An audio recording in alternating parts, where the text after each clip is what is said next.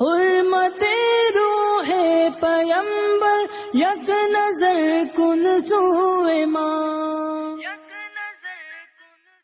السلام علیکم ورحمۃ اللہ وبرکاتہ.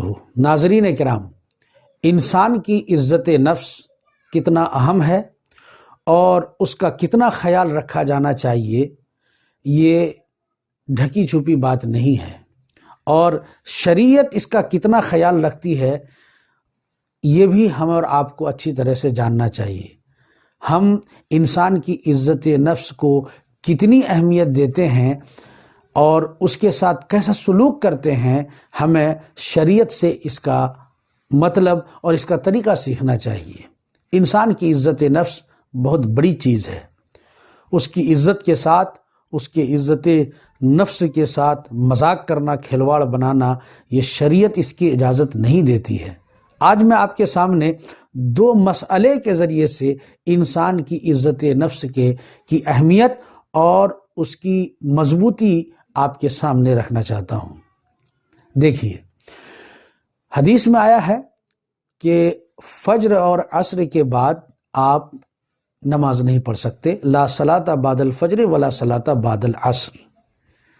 اس حدیث کا مطلب یہ ہے کہ آپ فجر اور عصر کے بعد نفل نماز نہیں پڑھ سکتے. قضا نماز پڑھ سکتے ہیں، چونکہ قضا نماز صرف 3 ہی وقت میں منع ہے، جس کو اوقات مکروہ کہتے ہیں. فجر کے بعد بھی آپ قضا نماز پڑھ سکتے ہیں، عصر کی نماز کے بعد بھی آپ قضا نماز پڑھ سکتے ہیں، وقت مکروہ اگر نہیں آیا ہے تو. لیکن شریعت یہ کہتی ہے کہ آپ اگر فجر کے بعد یا عصر کے بعد قضا نماز پڑھنا چاہتے ہیں تو آپ مسجد میں نہیں پڑھیں گے یا کھلی جگہ پر نہیں پڑھیں گے. کیوں؟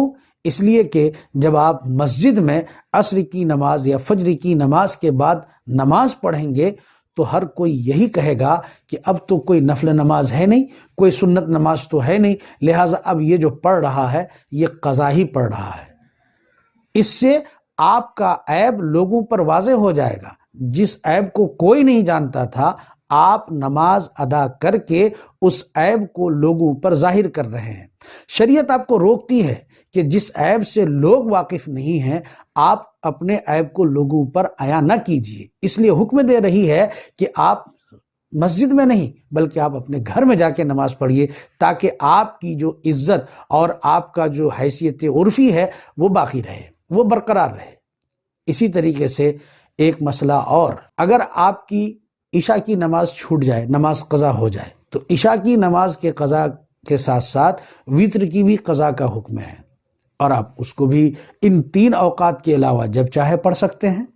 عشاء کی قضا عشاء کے وقت میں پڑھیں، مغرب کے بعد پڑھیں، ظہر کے بعد پڑھیں، فجر کے بعد پڑھیں، عصر کے بعد پڑھیں، یعنی جب چاہے پڑھیں 3 اوقات کے علاوہ.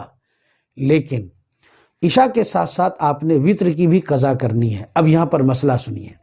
شریعت یہ کہتی ہے کہ جب آپ وتر کی قضا کریں تو تیسری رکعت میں جب آپ سورہ فاتحہ اور قرأت پڑھ لیں گے تو دعائے قنوت پڑھنے کے لیے ہاتھوں کو اللہ اکبر کہتے ہوئے کان کی لو تک نہ لے جائیں، بلکہ بغیر ہاتھ اٹھائے اللہ اکبر کہتے ہوئے آپ قنوت پڑھیں. ایسا کیوں؟ اس پر غور کرنے کی ضرورت ہے. ایسا اس لیے ہے کہ جب آپ مان لیجئے ظہر کے بعد آپ قضا نماز پڑھ رہے عشاء کی، آپ نے وتر کی بھی نماز پڑھنی ہے قضا، اور آپ تیسری رکعت کے بعد جب یوں ہاتھ اٹھا کر پھر یہاں باندھ لیں گے تو لوگوں کی نظر جب آپ پر پڑے گی تو وہ یہی کہیں گے کہ یہ انسان قضا نماز پڑھ رہا ہے. اس کو معلوم ہو جائے گا کہ آپ قضا نماز پڑھ رہے ہیں. شریعت یہاں بھی آپ کو اس بات سے روکتی ہے کہ آپ اپنے عیب کو لوگوں پر ظاہر نہ کریں.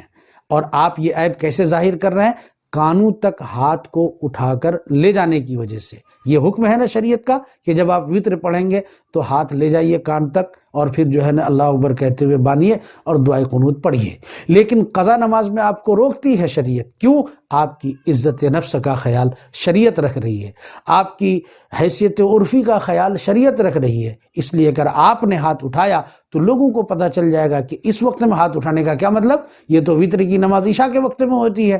تو فوراً ان سب کو پتہ چل جائے گا جن کی نظر آپ پہ پڑے گی کہ یہ انسان نماز پڑھ رہا ہے. تو آپ کے تعلق سے اس کے دماغ میں، اس کے ذہن میں ایک عیب ظاہر ہو جائے گا اور وہ آپ کے عیب پر مطلع ہو جائے گا، ایک طرح سے وہ آپ کو معیوب سمجھے گا۔ شریعت اس بات کی اجازت نہیں دیتی ہے کہ کوئی کسی انسان کو معیوب سمجھے، عیب دار سمجھے، اور یہ عیب خود آپ ظاہر کرنے والے ہوں گے۔ اس لیے شریعت انسان کو عزت نفس کی کس طرح سے حفاظت کرنی چاہیے یہ بتاتی ہے۔ تو ناظرین کرام، ان دو مسئلوں سے ہمارے اور آپ کے اوپر یہ بات اچھی طرح واضح ہو گئی کہ انسان کی عزت نفس بہت اہم ہے۔ شریعت کے مسائل میں عزت نفس کو بچانے کے لیے تخفیف تک کر دی گئی ہے، اس سے بڑی بات اور کیا ہو سکتی ہے؟ اس لیے چاہیے کہ انسان کسی بھی کی عزت نفس کے ساتھ کھلواڑ اور اس کا مذاق نہ بنائے۔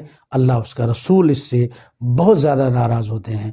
اللہ تعالی ہمیں توفیق رفیق عطا فرمائے۔ السلام علیکم ورحمۃ اللہ وبرکاتہ۔